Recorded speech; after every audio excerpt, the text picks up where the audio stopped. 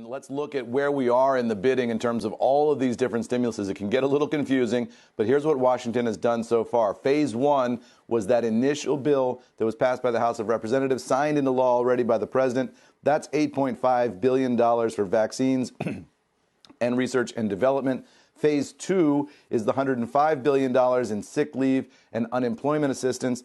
That passed last night, 90-8 in the United States Senate. So that is moving on. Now they're working on what they're calling phase three. That is an up to $1.3 trillion bailout for a variety of industries, or economic support, if you want to use that term, for a variety of industries across the entire economy. We're calling this one phase four, but the administration has also asked for $45.8 billion in additional funding, supplemental funding for federal agencies. That's something to keep an eye on as well, as they try to keep all the agencies at the front lines of this, including the CDC, fully funded.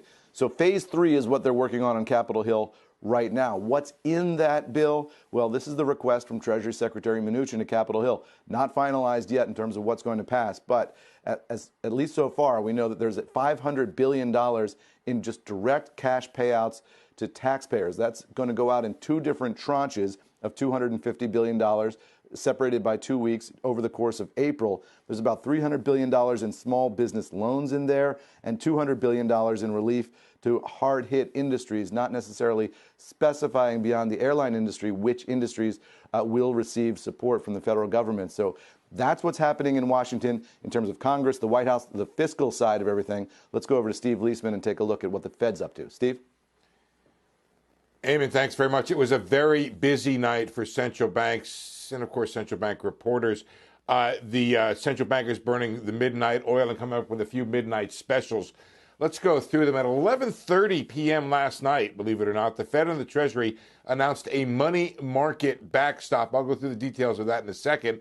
That followed at 7 p.m. Eastern, which, by the way, I believe is midnight in Frankfurt, an emergency meeting by the ECB where they announced 750 billion euros, or call it $820 billion of additional purchases of the corporate and government securities to respond to the pandemic.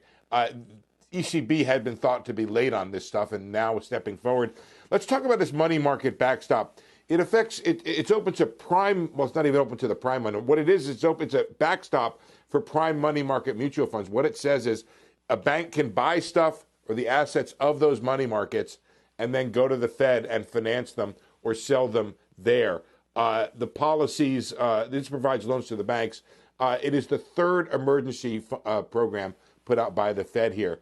All right, what was happening? We've been talking about this all week. Money markets have been shedding assets. Here's a quote from J.P. Morgan that says, since March 12th, prime institutional money market funds have lost $51 billion in assets, or 16% of the portfolio. The past few days of redemptions have already pushed some funds maybe within 2 to 3 percentage points of the 30 percentage point threshold. What that tells you is that at that threshold, money market funds could put up gates or they could charge fees for withdrawals. Obviously, the Fed and the Treasury wanted to work together to stop that. And I've talked to some people early this morning who said this could be one of the main things needed to have been done. Another problem, the commercial paper funding facility opens tomorrow. We'll see if that also helps the situation. There was nothing good from yesterday in terms of the trade yesterday. We'll see if the money market backstop, along with the CPFF opening tomorrow, provides a floor to the financial system that we haven't seen yet, guys.